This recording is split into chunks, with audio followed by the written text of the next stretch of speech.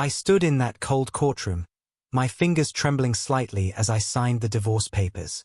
My heart was pounding, not from fear, but from the ache of letting go. I looked up once, just once, to see him. The man I had sacrificed everything for. My husband of 3 years. The man I gave my youth, my loyalty, my soul. He laughed. He actually laughed. As though the end of our marriage, the wreckage of our love, was some sort of joke to him. You think I care? He sneered as he leaned toward me. You're nothing without me, Adawa. Absolutely nothing. I didn't respond. I just looked at him, really looked at him, and saw the man my mother had warned me about. Arrogant. Manipulative. Selfish. Mummy was right. All those years, she had begged me to leave him. From the very beginning, she said, that man doesn't love you, he loves what you do for him. But I was young, and madly in love. I thought he would change. I thought love was enough. When I first met Daniel, he was charming, confident, and full of sweet promises. He made me feel seen, wanted, chosen. I was working 2 jobs and saving for my master's degree in the UK. He said he had dreams too, big dreams. And like a fool in love, I believed in his dreams more than I believed in my mother's warnings. I paid for his driving school.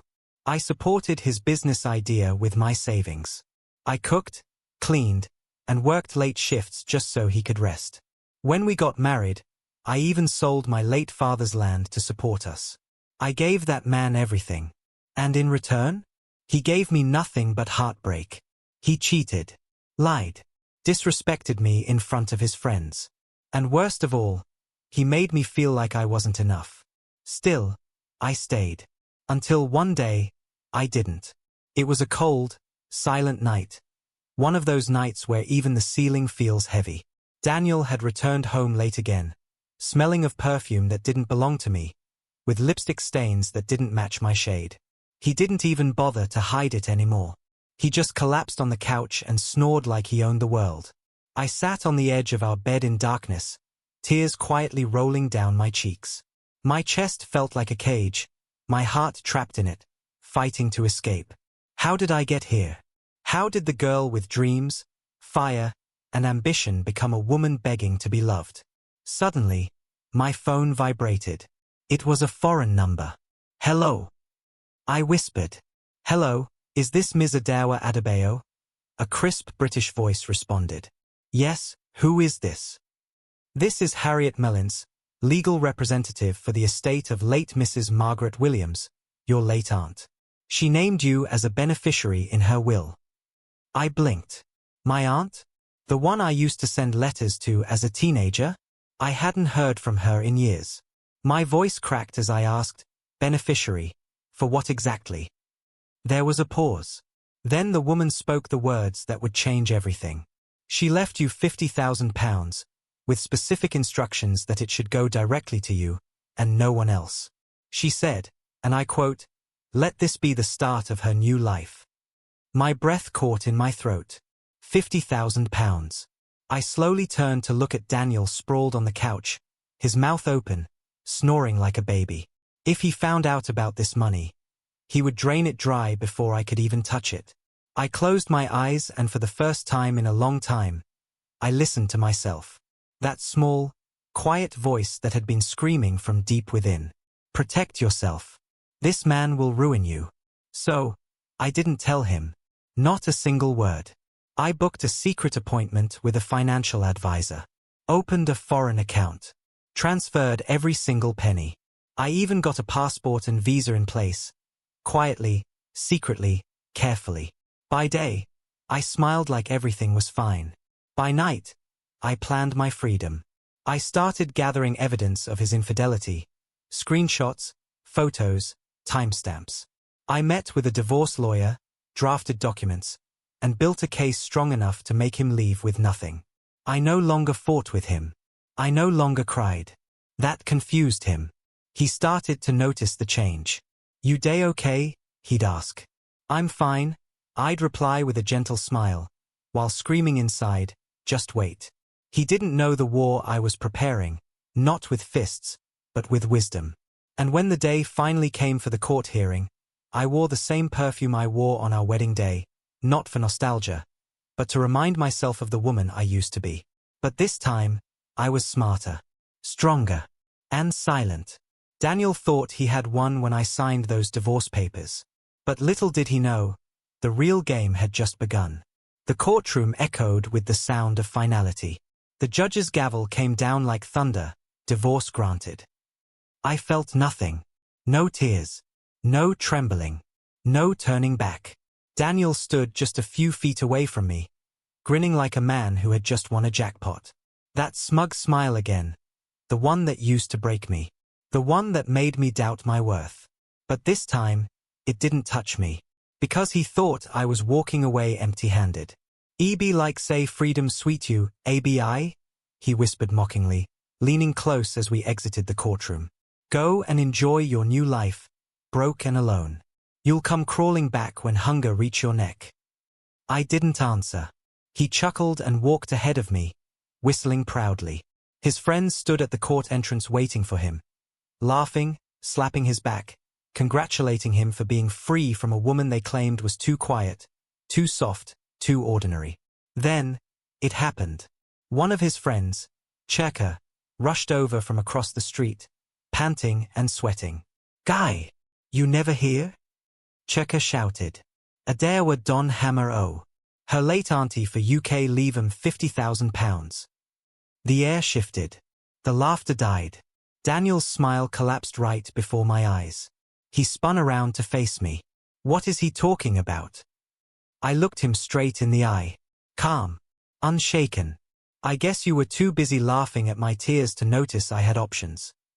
His mouth opened. Closed. Opened again. "But, when? How? Why didn't you tell me? Would it have changed how you treated me?" I asked quietly. "Would you have stopped cheating? Insulting me? Telling me I was nothing?" He stumbled closer like a wounded animal. "Baby, please. Let's talk. I messed up. I didn't know you had plans. We can fix this. We can start again. I still love you." The same man who laughed when I signed those papers was now trembling in the middle of the courthouse gate, begging like a lost child. In front of everyone. His pride melted into dust. His voice cracked. But I didn't flinch. "You didn't love me, Daniel. You loved power. You loved control. You loved that I gave and gave and gave. But now, I have given to myself." He reached out to touch me. I stepped back. "I am no longer that woman you used to manipulate.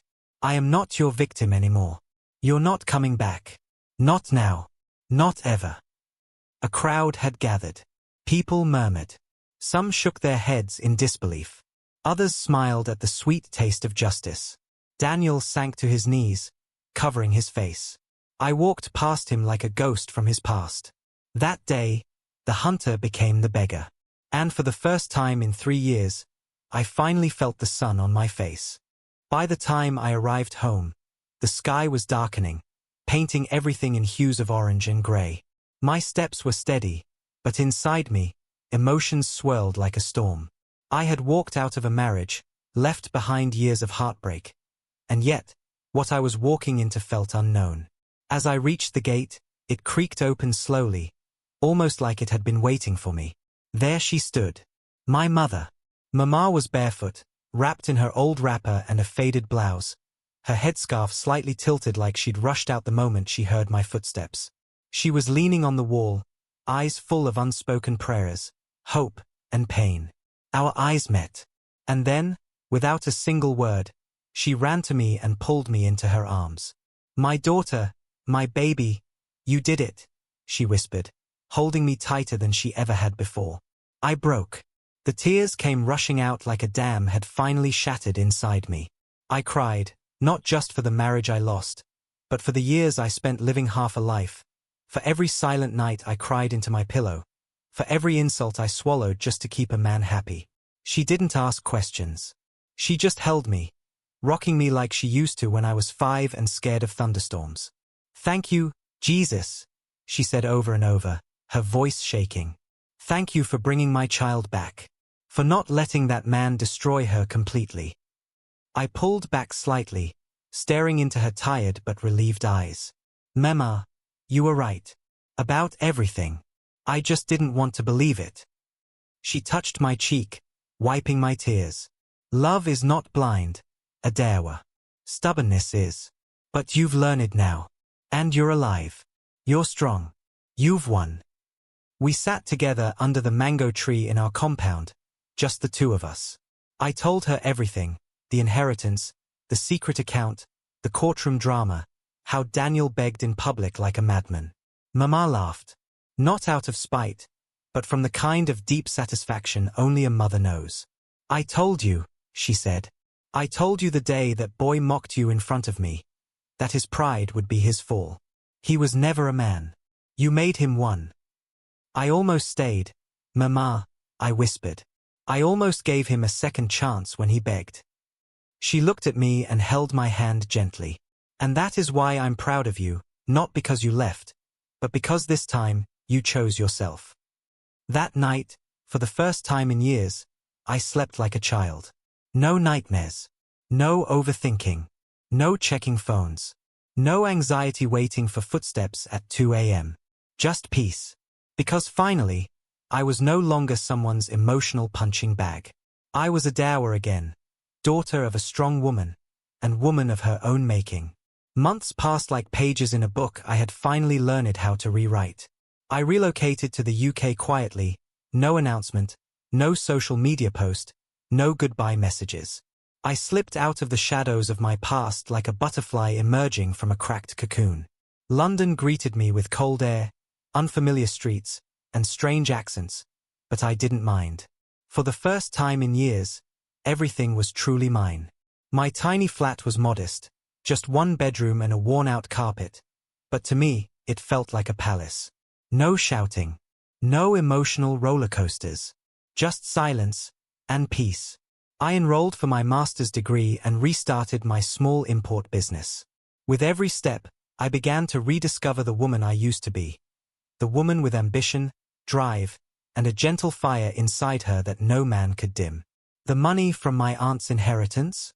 I didn't waste it on luxury or revenge. I invested it, carefully, quietly. I wanted my success to echo in ways louder than words. Then, one rainy afternoon, while sipping tea and reviewing my business inventory, my phone buzzed. Daniel. I hadn't blocked his number, not because I cared, but because I wanted him to witness my silence. A string of messages followed. I miss you. I made a mistake. I was stupid. Give me one more chance. Please. Then came the photos. A broken-down apartment. An empty fridge. A screenshot of a rejected bank transaction. The same man who once mocked me for being too soft was now crawling. He even came back to my mother's house once, barefoot, drenched in rain, kneeling at her doorstep like a prodigal son. Mama sent me a voice note that evening. He came crying, but I sent him away. I told him, my daughter is no longer the same girl you used to control. She now walks with her head high, and I will never let you drag her back into darkness. I smiled listening to her voice. Not because I was happy he was suffering, but because the universe had aligned itself without me lifting a finger. I didn't need revenge. I didn't need to insult him or prove anything. My happiness was the revenge. My silence was the closure. One evening, while walking home from class, I passed a woman crying on a park bench. Something in her reminded me of myself years ago. Tired eyes, silent pain. I sat beside her and said gently, "You won't feel this way forever. One day, you'll wake up and realize you've healed so much. You won't even remember how it hurt." She looked at me, confused. But then she smiled. And I realized, that moment right there, that was my true healing. I didn't just escape a toxic man. I became a woman who could now help others escape too. Today, I'm not just healed, I'm happy. To any woman reading this, never let a man convince you that you are worthless. Never give your all to someone who wouldn't give even half. Keep something for yourself. A secret. A dream. A plan. A future. Daniel laughed when I signed the divorce papers, but I smiled when I walked away richer, in peace, in money, and in strength.